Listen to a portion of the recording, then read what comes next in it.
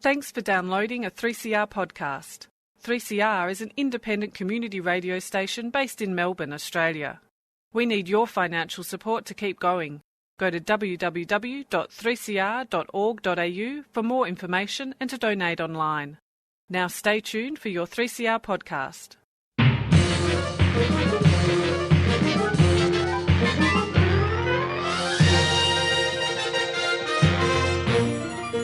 Hello and welcome to Lost in Science for another week of science straight into your ear holes and into your brains.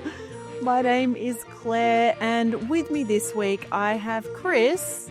Hello. Hello, Claire. Hello. And I have Stu. Hi, Claire.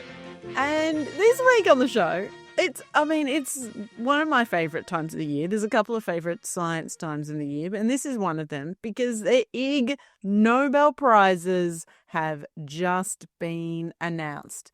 And regular listeners of the show and regular appreciators of science whimsy would know the Ig Nobel Prizes as the hilarious cousins to the Nobel Prizes, the prizes that make you laugh and then they make you think. Just like Professor Frink. Just like Professor Frink, yes. Yeah.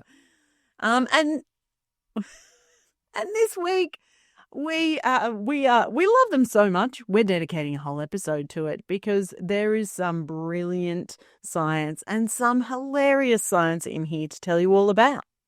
Yeah, and I mean, you know, the thing that I love about the Ig Nobel Prizes is, yeah, they're weird papers that get published, and they pull them out of, you know, there's something like 2 million plus science papers get published every year, and there's some pretty wacky stuff going on. But these are real papers. This is not made up for lols. This is actual science that has been done for, you know, various reasons. Yeah.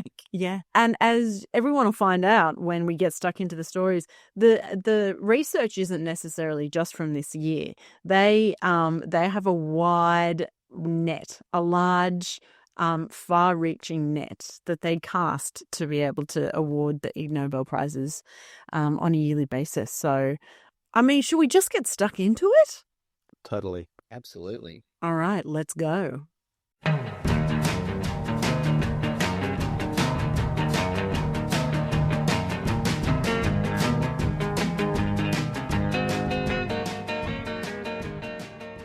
Now, I've often wondered how much of a part alcohol played in the conception of the Ig Nobel Prizes, and how much of a role it plays in the actual ceremony itself, which does seem like a lot of fun.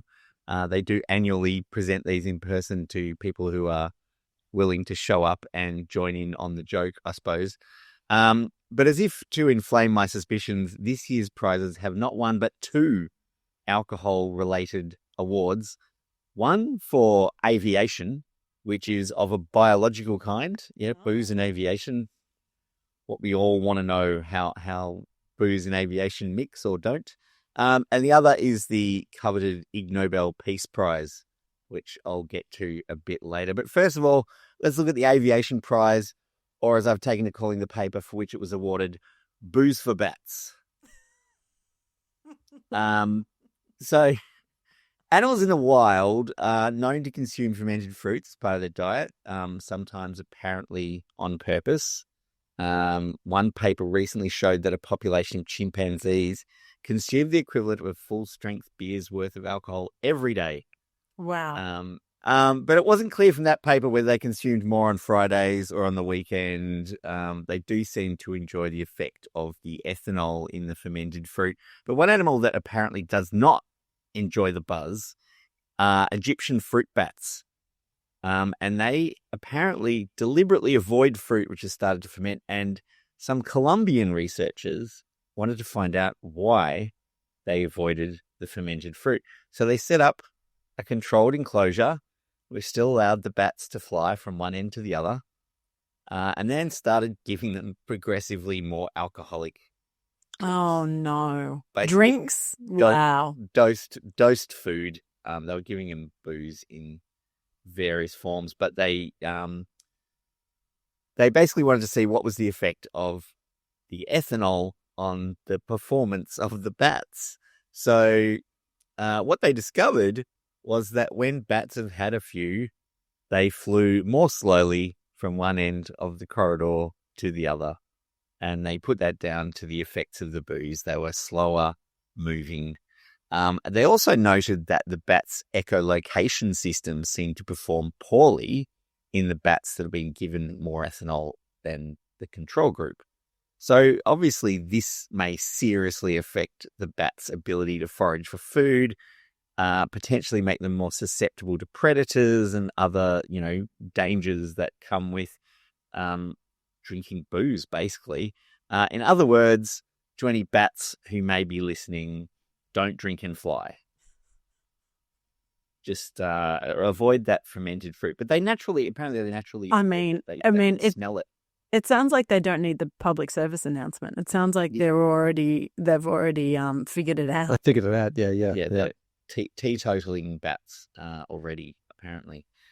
So now the Ig Nobel Peace Prize was also alcohol related in that it followed up on anecdotal stories that people believe their language skills improve in a language other than their native language after they've had a few drinks. So this is something. 100%. Not too many though. Not too many. Look, I was going to say, like, if not your language, actual speaking the language, your impersonation of the accent certainly improves. Yeah. Or is it about the confidence? This is something that needs to be tested, and it has been tested, of course, which is why it won the Ig Nobel Peace Prize. As the testimony of intoxicated people is less than reliable, the idea that language skills improve after alcohol consumption probably seems a little bit doubtful. Are you going to take the drunk's word for it that they're really smart and clever at things after they've had a few? Probably not. But some researchers in the UK were keen to find out for sure. So they took 50 German speakers who had recently learnt Dutch and gave them a conversational test with a native Dutch speaker. And then they repeated the test with some of the subjects consuming alcoholic drinks and some of them not. So it was a blinded study. And then those conversations were listened to by native Dutch speakers and assessed for accuracy and pronunciation. The listeners had no idea which conversations they were listening to. They were grading blind and giving marks according to how well they performed in this language testing. So the German-speaking Dutch learners also assessed themselves for their performance, both before and after the drinks were administered. And what they found in this study was that, in fact, language skills did improve after people consumed alcohol. Now, I've got to say at this point, German and Dutch are not that different. I was going to say that. It sounds like maybe a bit of a prejudice there, but really, possibly. But if they're all speaking the same language, I mean that's a constant, right? Well, yeah, it's all German speakers learning Dutch, so they are learning. But the Dutch and German languages are close enough that I reckon they learned it very easily, potentially. But that's not really the point of the test. The test is, did they improve after drinking booze? The answer is yes, they did. Both in the accuracy of the language used and in the accent and pronunciation of the Dutch language. So the listeners went, oh yeah, they sound a lot more Dutch after they've had a few drinks, which is interesting. We're assuming here that Dutch is not just drunk German. I would never suggest such a thing. No. That remains to be seen. Further research required. The researchers attribute the improvement to a lowering of anxiety around speaking a new language, which allows them to relax their inhibitions around speaking another language and feel less self-conscious. And I know that myself, trying to learn another language, pronouncing things in the right accent is embarrassing because it's not your accent and you kind of feel like you might be impersonating someone or being a bit silly or something like that. So it does make a lot of sense that the alcohol lowers that inhibition, like it's well known to do. The one thing that didn't change after the alcohol was the self-assessment of the participants. Their assessments didn't change. They were the same sort of level they assumed that they were, whether they'd had drinks or not. So that was an interesting thing. There's no Dunning-Kruger at work here, apparently. So I think, in the name of international communication, cheers to drinking while learning new languages. Except for a single, very powerful radio emission. Of course, a transmitter of that sort isn't exactly standard equipment. Science and technology must be absolutely mind-boggling. Across Australia on the Community Radio Network, you're listening to Lost in Science. Okay, so the first winner of the Ig Nobel Prizes that I want to talk about today is the winner of the Pediatric Prize. And interestingly, this winner, as I alluded to in the introduction, it is not groundbreaking research from 2025. It is research that is, it's 34 years old. It was published in 1991. 1991, way back. That happens with the Nobel Prizes as well. Like it's... Oh, it does, doesn't it? Yeah. Yeah. So, Yeah. It's the significance, not the... It is the significance. date. All right. And when I tell you what this research is, you'll see why it's so significant. So the study looked at the effects of mums eating garlic and what happens to the smell of her breast milk and the effect that it has on the suckling behaviour of her baby. So for any mums out there who have ever been like, oh gosh, like they tell you all this stuff when you start breastfeeding, like there are all these wives' tales about things you should eat, things you shouldn't eat. Don't eat onions, don't eat garlic, it'll make your kid colicky and all this sort of stuff that's like there's no real basis for it. But this study looked at the behaviour and if you could actually smell it in the breast milk. It was a pretty small sample size. They had 8 mothers and babies in the study. And I guess it's also worth pointing out that it is 34 years old. So these suckling babies probably have babies of their own and are now 34 years old. The babies might be listening to the show and going, hey, I was in that study. Hey, that's me. So they collected the breast milk from the mothers initially, and then they got a panel of people with working noses to smell the milk at different intervals after they had a garlic sauce or some sort of they ate a lot of garlic. I don't actually know how they ate the garlic, whether it was like a particularly garlicky dip or like a hummus, or I don't know how they ate it. Maybe they just ate raw garlic. That sounds pretty gross to me. But anyway, they got these people to smell it and found that that it sort of incrementally starts, the breast milk smelt more and more like garlic and peaked at around 2 hours post-garlic ingestion. And then started to drop off after that. So from that, they got this nice curve of, I guess, how the garlic sort of flows through to the breast milk.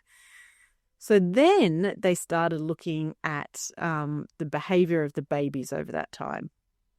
So what do you think the babies did? Do you think they liked the garlic? Do you think that they exhibited behaviours that was like positive for the garlic or negative? I wouldn't expect them to like the garlic myself. Yeah. Because then again... But I mean, you like garlic, don't you? Yeah, but still, I'm not a baby. Yeah, but I mean, babies, what are they if not little people? Very accurate description. The thing that I was thinking though is You're a parent, you know they're not little things. Mine's are fully grown people now, so they do turn out that way. They do turn out that way. I was just thinking though, if the baby gets bored of like same milk every day, same flavour, boring, and then it's like, garlic flavour. Counter to that, and I mean, humans also drink cow's milk. Can you imagine garlic flavoured cow milk? Yeah, I mean, that's where my brain goes. Like, milk and garlic sounds disgusting. But when you're a baby and all you drink is milk, then a little bit of flavour, I think, is okay. I mean, garlic flavoured custard is the basis of French cookery, so let's just bear that in mind. Okay. Well, I mean, the French were onto something because the babies liked it. And the babies at peak garlic time, the 2 hours after the garlic ingestion, they were attached to the breast for longer. They sucked more when the milk smelled like garlic. And there was even a tendency for them to drink more milk. So there you go. Babies love garlic. It's official. Don't let anyone tell you otherwise.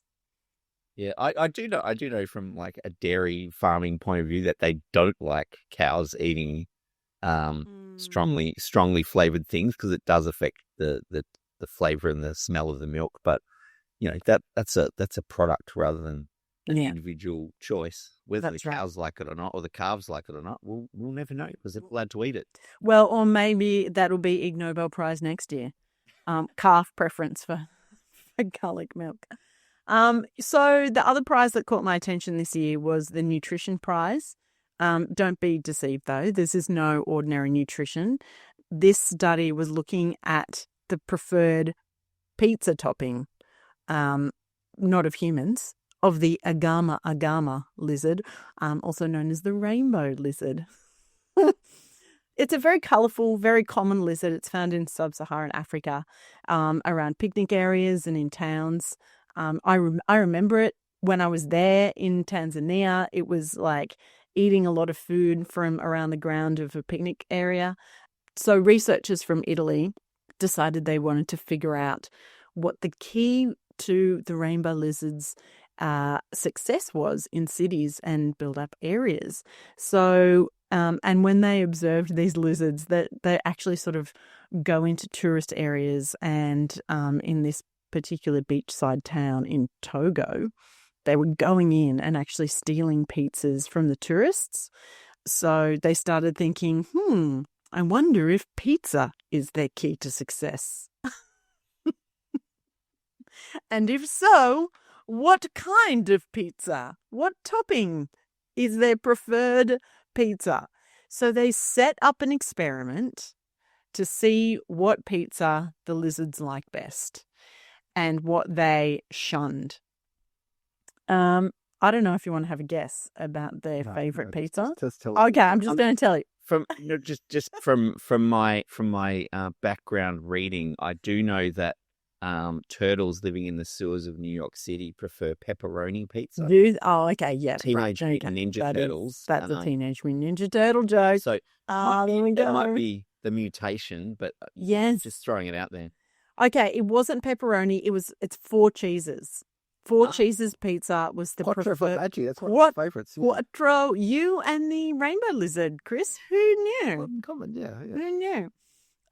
So quattro formaggio, and if I'm not, so there's what are the 4 cheeses? Parmesan, mozzarella, some sort of like soft cheese, and I think Romano and Gorgonzola. And Gorgonzola. Yeah. Yep. So, when 4 cheeses was available for the lizards, like all the lizards joined in. They were just like going crazy for it. Lizards had come down from the trees. Lizards from far and wide would get in on this 4 cheeses pizza. And, you know, they weren't a fan of all pizzas. Some of the pizzas they were like, there was this other one, it's called 4 Seasons pizza. So it's got like artichokes and mushrooms and olives of sort of like the 4 seasons of Italy, I presume. And they just did not want a bar of it. They didn't vibe on the mushrooms and the artichokes. They were just, but as soon as the 4 cheeses came out, bam, they were there. So yeah, the researchers think it might be the 4 cheese pizza has a stronger smell. Maybe it's the gorgonzola, maybe it's the blue cheese that's attracted the lizards. And as we all know, cheese, it's full of fat. So the lizards have certainly chosen the right pizza to, as the researchers say, enhance their body condition. Just a quick question. Is there any garlic on the 4 cheese pizza? I mean, presumably. So garlic and milk.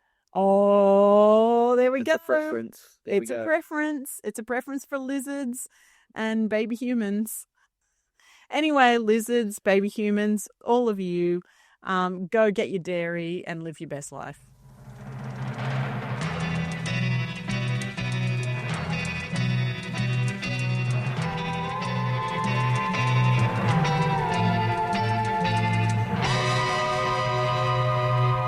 All right, yes. Now it's my turn to run down my stories that caught my eye, and I know we're doing like 2 stories each. I thought I would chuck in 3 stories because there's one that I wasn't going to cover, but I thought deserved to mention.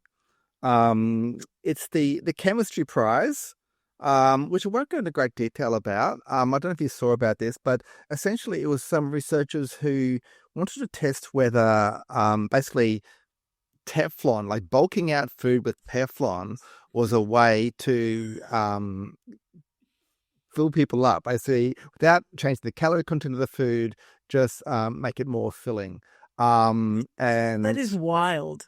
well, I mean, obviously they chose Teflon because Teflon is meant to be an inert chemical, and hence the use of it. But the reason this one caught my eye is because Teflon is technically a PFAS chemical. So I think in the current environment, trying to convince people to eat lots of PFAS, probably not a selling point. It's also, I mean, putting Teflon in food is not going to be popular with toilet paper manufacturers. Oh my God. No. We'll leave that one there. No. So another one I want to talk about, pardon me, was the biology prize. I might only give this one a brief mention as well, because this is a story that I've actually covered on the show, I think a couple of times in the history of Lost in Science, but I've been doing this a long time. And it essentially goes back to the question of why zebras have stripes. Does anybody want to hazard a guess of why zebras have stripes? I remember your stories on why zebras have stripes, and we talked through that it was like a camouflage thing, and then there was the idea that maybe it wasn't a camouflage thing, but there was a like an air pressure thing to keep them cooler or something, and then wasn't there something to do with the flies?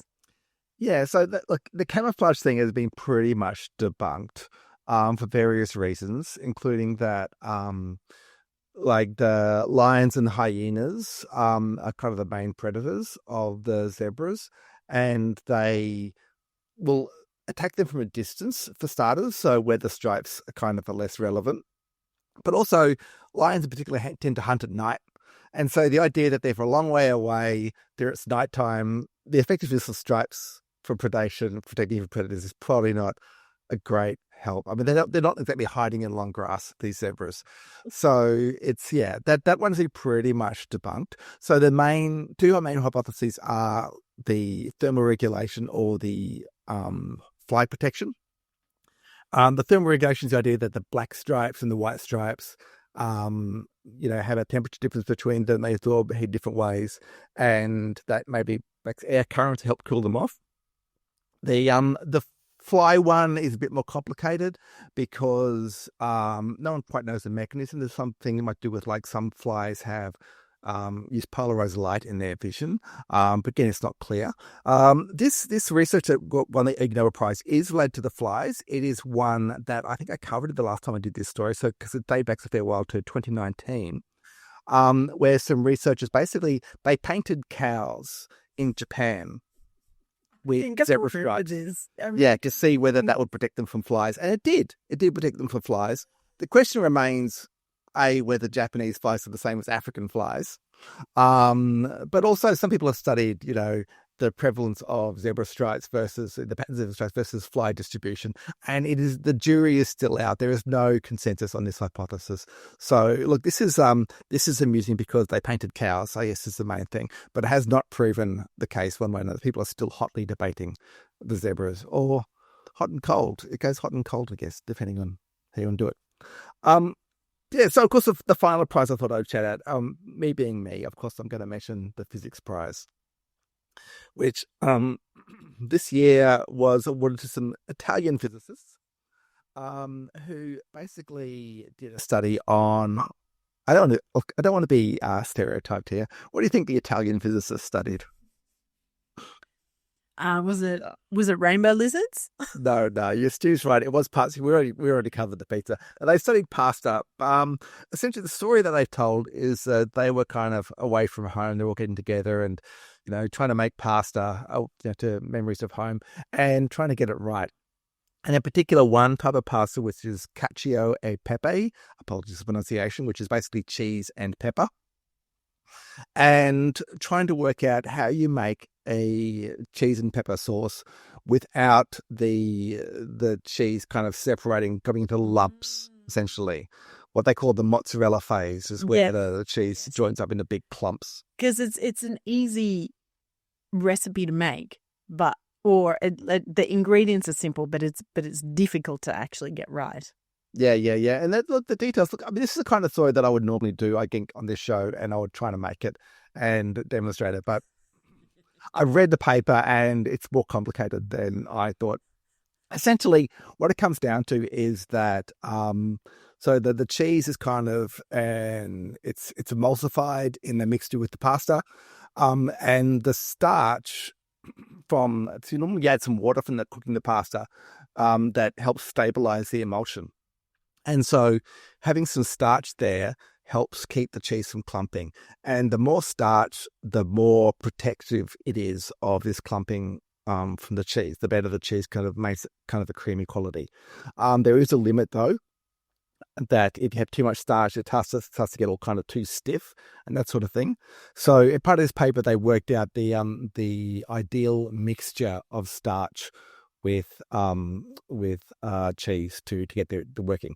Now, traditional recipes often, like I said, they'll use the pasta water. Just plain pasta water that you cook the pasta in is not sufficient. So usually they will boil it down a little bit to get a more concentrated starch. For the purposes of their idealized scientific recipe, they just mix potato starch or cornstarch into water to get the right concentration of it. Right. Apparently that the nonnas can do it. Just by practice.